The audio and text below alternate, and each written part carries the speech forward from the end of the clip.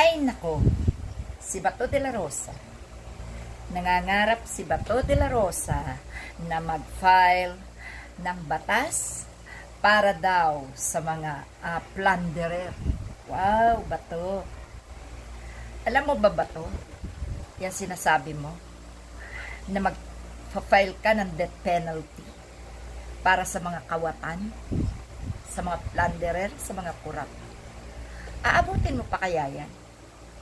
Kaya gusto mong isabatas yan dahil alam mo siguro na hindi mo naaabutan, ano? Ligtas ka dyan, ano?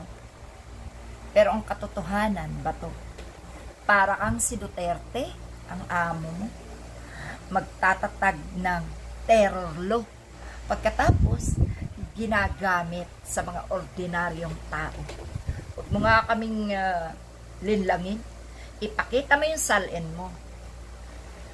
Dahil gusto naming makita yung mga DDS senators kung ano ang mga nilalaman ng mga salin. Alam mo, Bato, yung gusto mong ipatupad na bitay o death penalty para sa mga plunderer, hindi na yan aabutin ng mga magnanakaw ng mga kasamahan mo. Baka pati ikaw kasama dyan. Sino ang gusto mong paglaanan? Mga magnanakaw sa gobyerno? O yung mga simpleng mamamayan na nagnanakaw dahil nagugutuman? Ha? Tingnan mo. Huli agad pag mga simpleng mamamayan.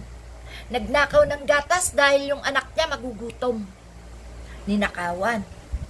Ninakawan ang tindahan para may maipainom na gatas sa kanyang anak. Ninakawan ang tindahan dahil walang ulam. Pero putangin na kayo. Kayo yung malalakas magnakaw, kayo pa yung mayroong karapatan na mag-file ng batas para sa mga magnanakaw. Kayo yung mga magnanakaw. Sino ang bibitayin sa mga kasamahan mong magnanakaw? Dapat nga, ngayon pa lang, nahahatulan na yung mga magnanakaw na yan. Pero nasaan? Ha? Bago kayo mag-isip na kayo ay magfa-file ng mga batas para sa mga magnanakaw, ayusin nyo muna yung mga nakaupo dyan. Yung mga nasa justices. No?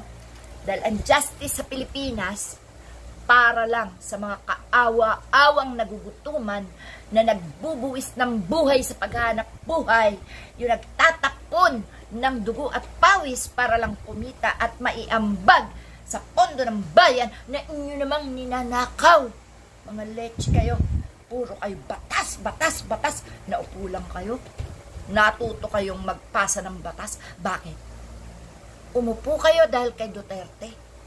Anong ginawa ni Duterte? Nagnakaw? Pumatay? Pero ano? Nakaisip ba kayo na mag-file ng mga ganyang batas? Nung kayo-kayo ay mga nakaupo ni na Duterte. Ngayon na lang kayo nagpapakita ng kasiglahan. At wag na wag mo matawag ang taong bayan para suportahan yung gusto mong isabatas na yan. Wag kang hihingi ng tulong sa mga taong ninanakawan nyo. Wag kayong hihingi ng suporta sa pagsasabatas na ang taong bayan din ang magdurusa at gagamitan ng mga batas na ganyang death penalty nyo. Ngayon pa lang dapat ang taong bayan ang sa batas ng death penalty para sa inyo ng mga magnanakaw dyan sa gobyerno. Ha?